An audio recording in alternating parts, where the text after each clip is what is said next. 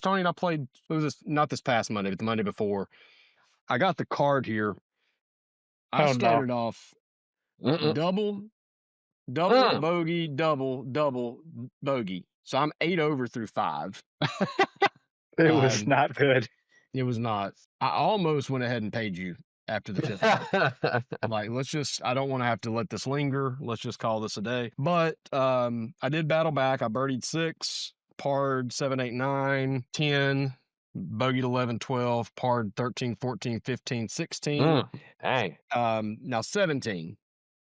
I think there's got to be a mental lesson in there somewhere, Tony, from 17. So I think you shouldn't have gone for the green. That was the stupidest thing. I was like, why is he doing this? Respectfully disagree, sir. Because, but I really was. Right, this is one what of those do things. I know? I don't know anything. Yeah, set it up for me though. Set up the hole for me. All right, so it's a 550-yard, slightly downhill par 5.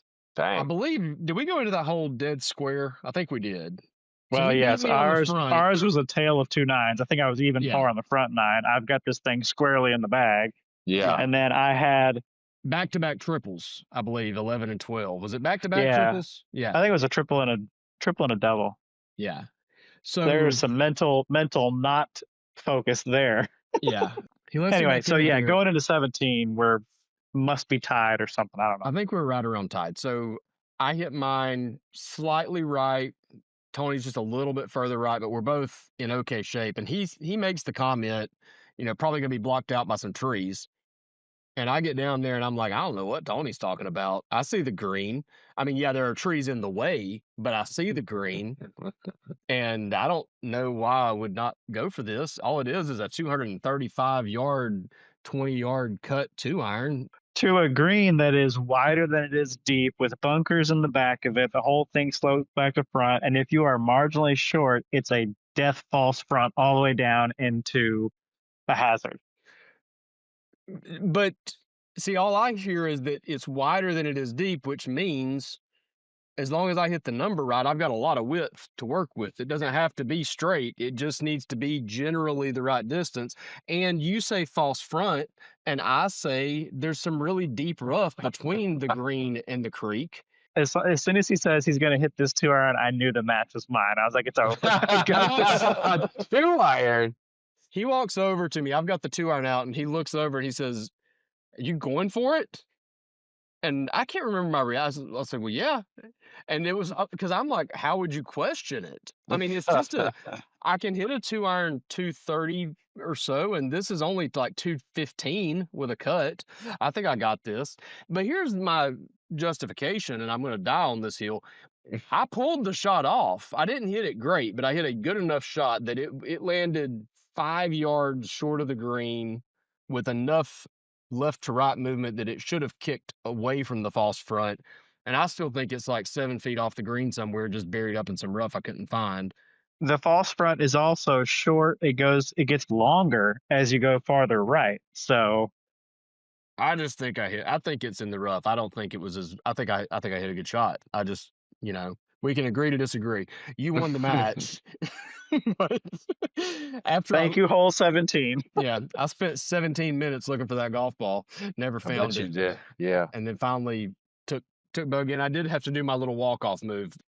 Is that pretty typical of how you approach it, though? I mean, we're going full-on Nicholson typically when you play?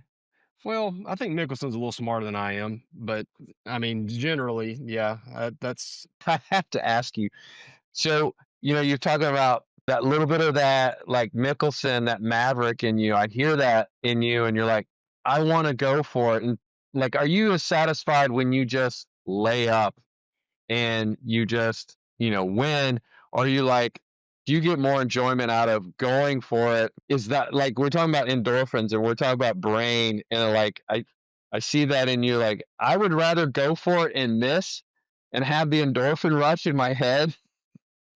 Or can you put that aside? Can you mentally, like, I know I should lay up here and I know I might win that hole or that, but you know what? Damn it. I really want this endorphin rush that I'm getting right now. I'm going to go hell with it. I'm going to go for it. Okay, so let's just predict his answer. Let's predict his answer here Yes. based off of his favorite movie and his favorite movie character. I'm gonna go ahead and I'll give you a very simple answer. I actually don't know because I have never tried to lay up. I mean, I've seriously never done it. Tony, how long do you think it took me to decide to hit that 2-iron on 17? You had 2-iron before we even pulled up to the ball, Absolutely, I probably. It was did. probably No, I already didn't there. because I didn't know if it was gonna be a 2-iron or a 3-wood. But I was Regardless, you were hitting yeah, one of no, I those mean, two. there was never when we pulled up, the only question that I had was whose ball was on the left and who was on the right. Because if mine was on the right, then it was where yours ended up being was you were blocked out to the point I probably couldn't have tried that one. It never even occurred to me to lay up. It literally never crossed my mind until you walked over and said you got 2-iron, and I was like, yeah, and you're like, bold move, and I'm like, what do you mean bold move? It's the only move. I was not even aware that there was another option. Well, that was not me. That was not me trying to get in your head. That was me as a friend I looking at the know. train wreck that was I coming, and I know. was like, And my I response, want to win, but I don't want to win like but this. see, but honestly, man, like, I mean, this is a genuine moment here. If you had not said anything, it would have been a little bit different. Once you said bold move or whatever it was, I can't remember now exactly what the phrase was, but that, like, you talk about that endorphin rush, it was like, ooh, that's going to make it even sweeter when I stick this to 6 feet. If you hadn't said Yeah. anything, it would have just been like, Challenge "Nice try." accepted. But now that you, that's right. Yeah, like that was my natural. If there was, and there hadn't been any thought that I was going to lay up, but if there had have been, that would have been all I needed to say, oh, yeah, I wasn't sure. I was 60-40 maybe, but now I'm definitely going. Like, yeah, when I was in high school, Mike, there was a guy when I was a senior. He was a sophomore, and he was a pretty good player, but he was about as cocky as I am, and he liked to talk smack. Well, one day we had a match or whatever, and we were playing. We were betting with each other.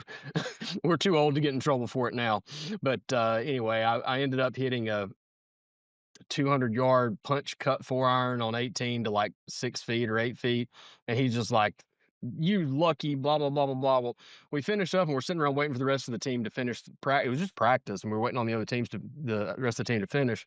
And he's sitting there on the hill. He just keeps telling me how lucky I was. He's like, "Man, you were so lucky. You couldn't do that again." I said, "Well, that's fine. I don't have to do it again. I did it when it mattered." And he just keeps on, keeps on, keeps on. Finally, after like 20 minutes of this crap, I'm like, fine, here are my keys. I'd already put my stuff up. I said, go to my car, get my 4-iron, a Pro V1, my glove, and my shoes, and I'll do it again if it'll shut you up. And he could not, and I think I did like a double or nothing bet. I think I won like $20 off of him. I was like, I'll double or nothing. I'll do it again. And he could not run to my car fast enough. And so he brings it back, and I walk all the way back down the fairway. I go drop the ball, same spot, and it was a blind shot, so I couldn't see it. And I hit it, and it was kind of like Sergio in '99, where he comes running out of the woods to see it. I come running out, but I couldn't get out fast enough to see it land, so I just turned my head and listened.